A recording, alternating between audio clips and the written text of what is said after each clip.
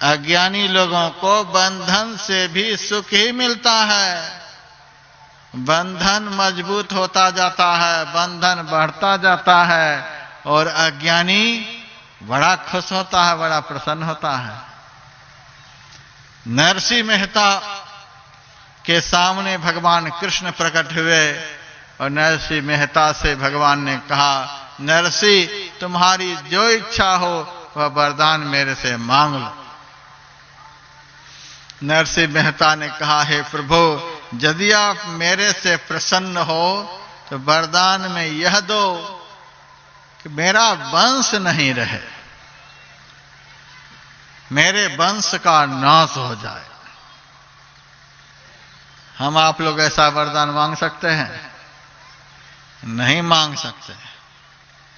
एक ही लड़का था नरसिंह को और वरदान में मांगा, मेरे वंश का नाश हो जाए। भगवान की आंख में आंसू आ गए, भगवान अंतर्धान हो गए।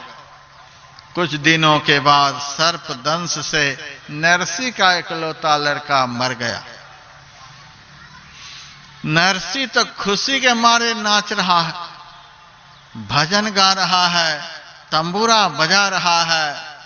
क्या कहा जाए, उनके आनंद का कोई अंत नहीं दिख रहा है।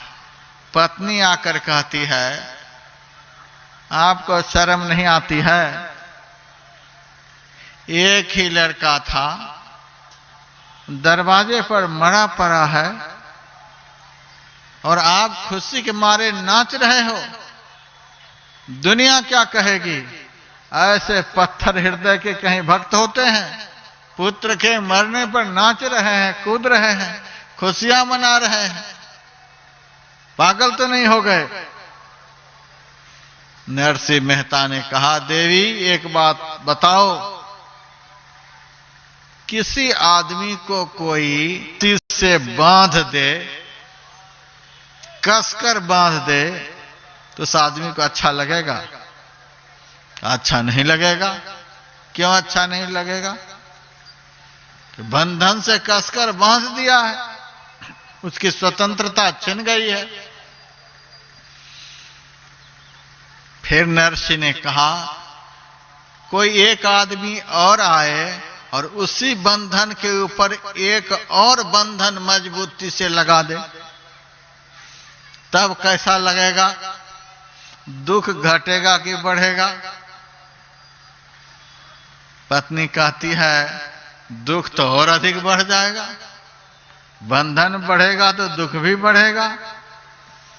अच्छा, दुख और बढ़ जाएगा? कहां?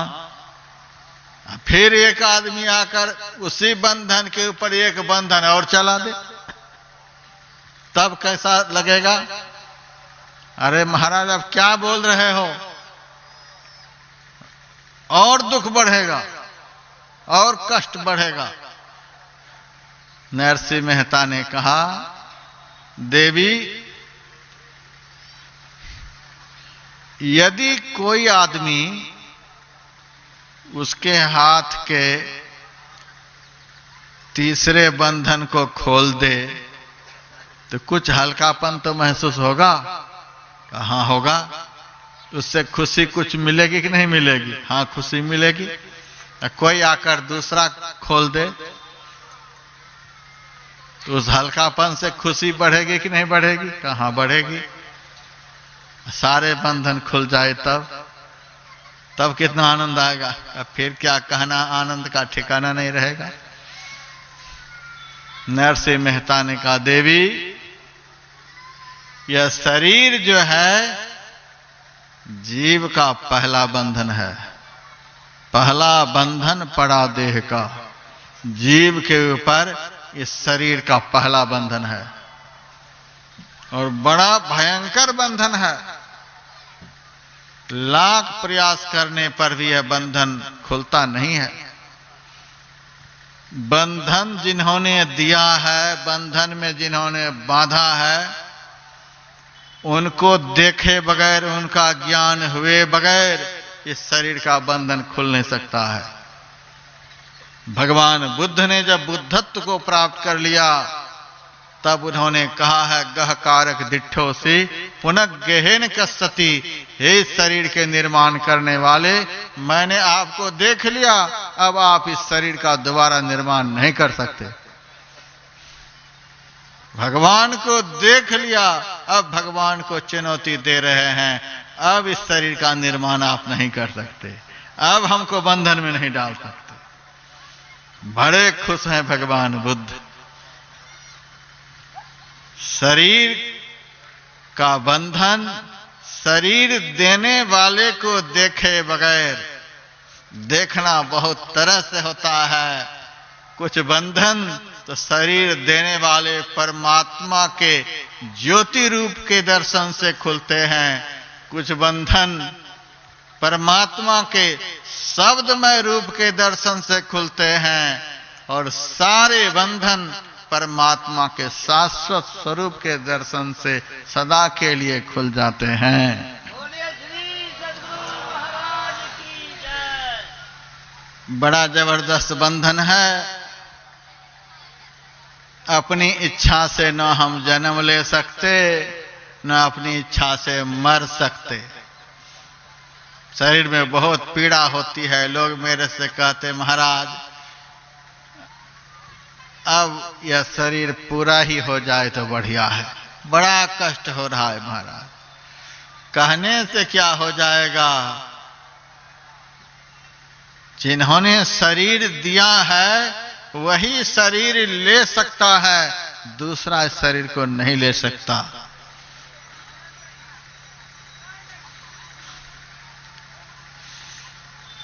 नरसिंह मेहता ने कहा पहला बंधन जीव के ऊपर शरीर का है, पहला बंधन पड़ा देह का। इस प्रसंग के साथ साथ अपने जीवन में होने वाले दुख क्लेश विपत्ति का भी चिंतन करते रहिएगा।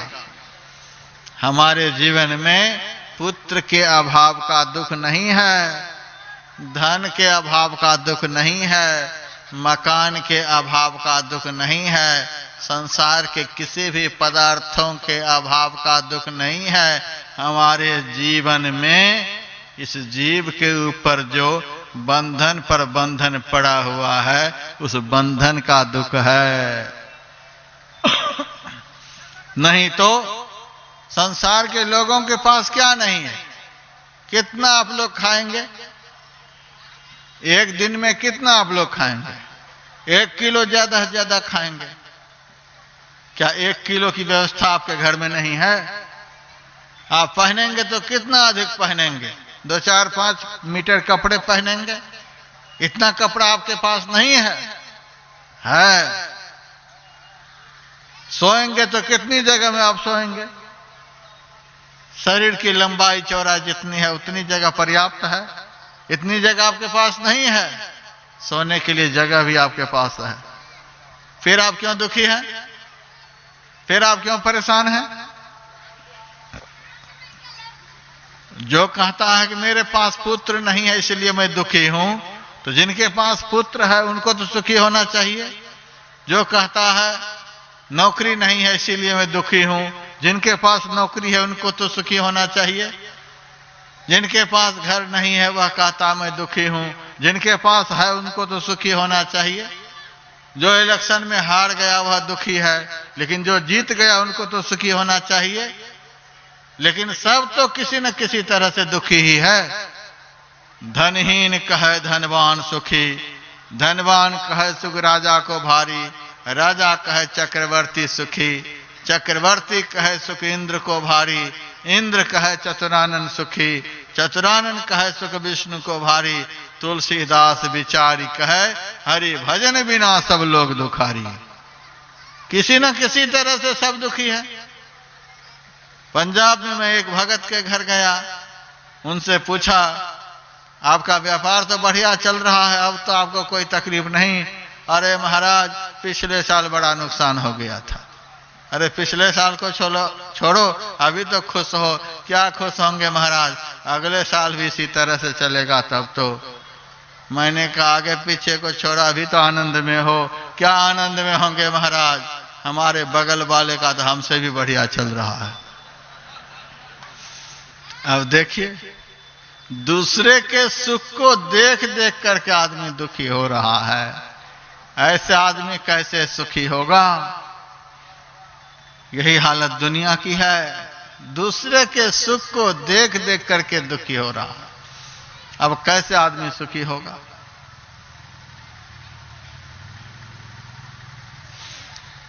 मनुष्य के पास सुख के सारे संसाधन हैं, फिर भी सब मनुष्य दुखी है। संत के पास संसार का कुछ भी नहीं है।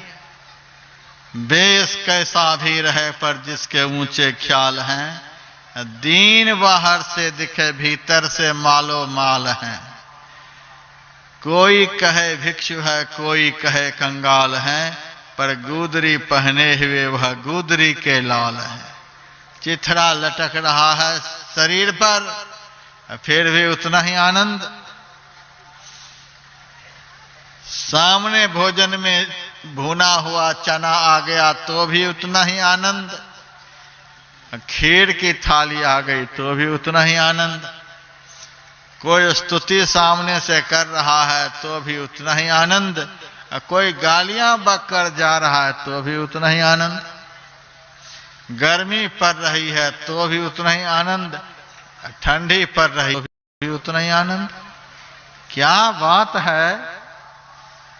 संत के जीवन में 24 घंटे आनंद का झरना झरता रहता है। दुनिया का कुछ भी नहीं, केवल आनंद है उसके जीवन में। दुनिया के लोगों के पास दुनियावी बहुत सारी चीजें हैं, तो भी दुनिया के लोग दुखी हैं। कारण क्या है? दुख का कारण क्या है?